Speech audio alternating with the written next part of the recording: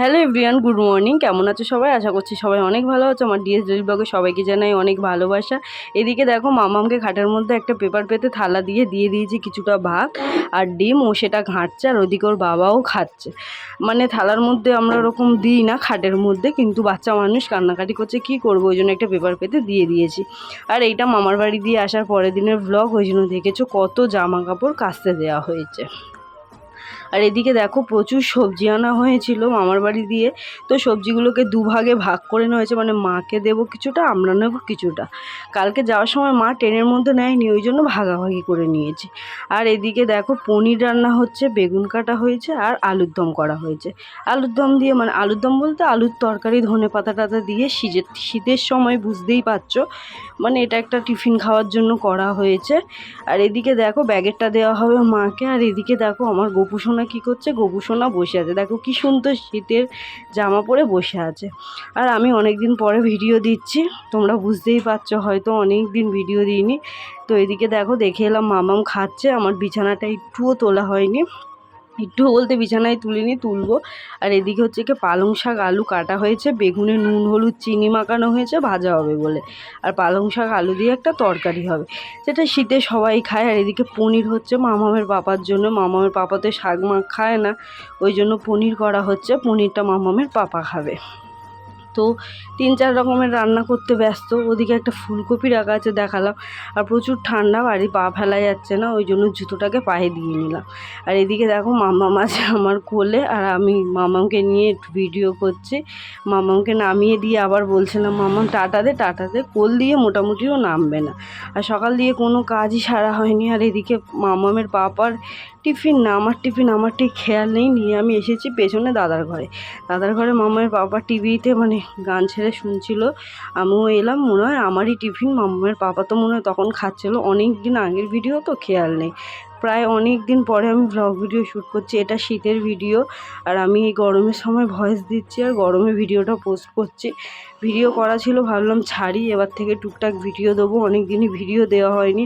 আর এদিকে দেখো ঘরের বিছানা টিছানা তোলে, প্রচুর জামা প্যান্ট হয়েছে, কোথাও একটা গেলে বুঝতেই পারো 2 দিনের জন্য যাও আর 1 দিনের জন্য যাও, প্রচুর জামা প্যান্ট বেরোয়, তার মধ্যে আছে একটা বাচ্চা।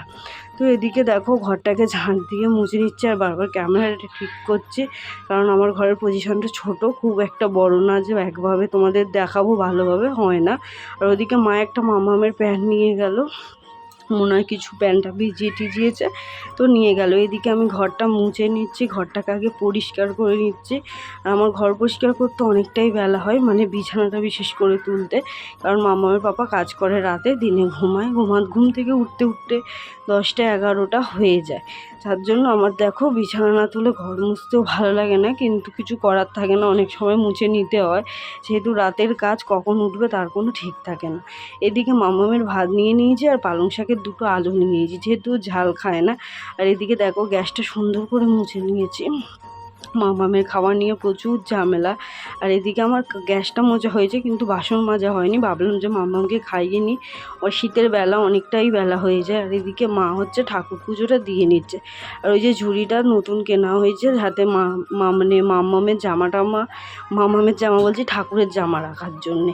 আর ওদিকে বিছানা টিছানা সব পরিষ্কার। আর দেখো বাইরে প্রচুর জামা প্যান্ট আমার, মামামের বাবার রোদে দেওয়া, কারণ দেশ দিয়ে এসে সবই কেচে দিয়েছি শুকানোর জন্যে।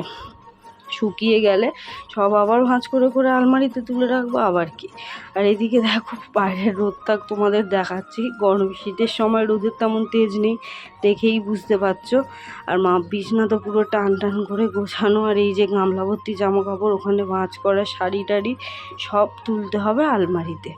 আর এই যে দেখো আজকের পূর্ণিমা ছিল, মা পূর্ণিমার শিরুনি দিয়েছে, তো শিরুনিটা এখন মাখা হবে।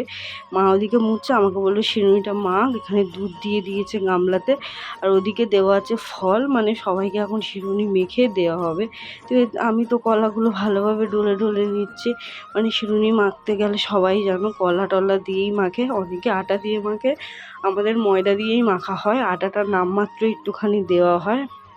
আর আমি এই যে যখন ভয়েস দিচ্ছি, প্রচণ্ড গরমের মানে কোনো নেই, ঠিক ঠিকানা নেই। আর এদিকে দেখো আমার পিটুনিয়া গাছে কি সুন্দর ফুল হয়েছে, সেটাই তোমাদের শেয়ার করছি। এদিকে ছোট ছোট গাছ শেয়ার করছি যাতে সুন্দর সুন্দর ফুল হয়েছে।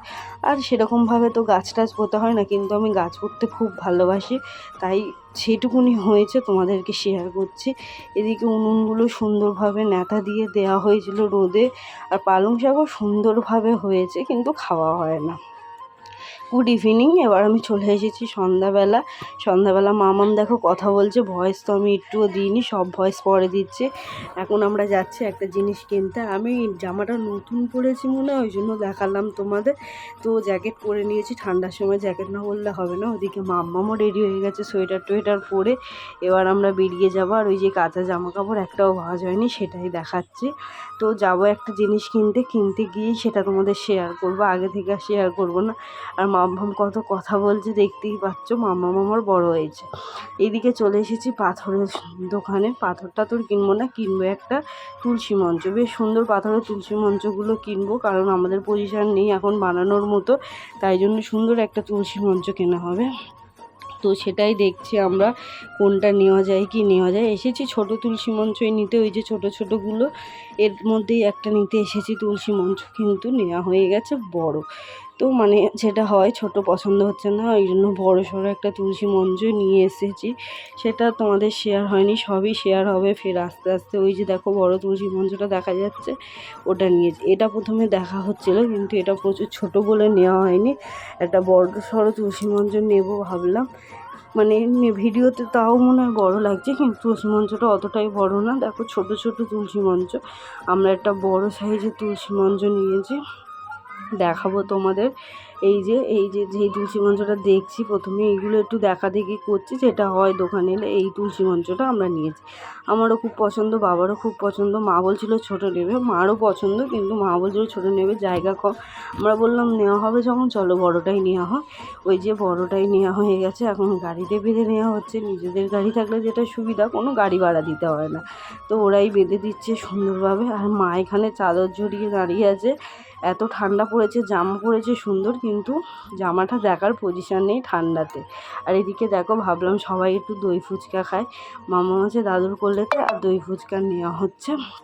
আর তার সাথে সাথে এখানেই ব্লগটা শেষ করে দেবো, কারণ এখন 9টা বাজে যায়।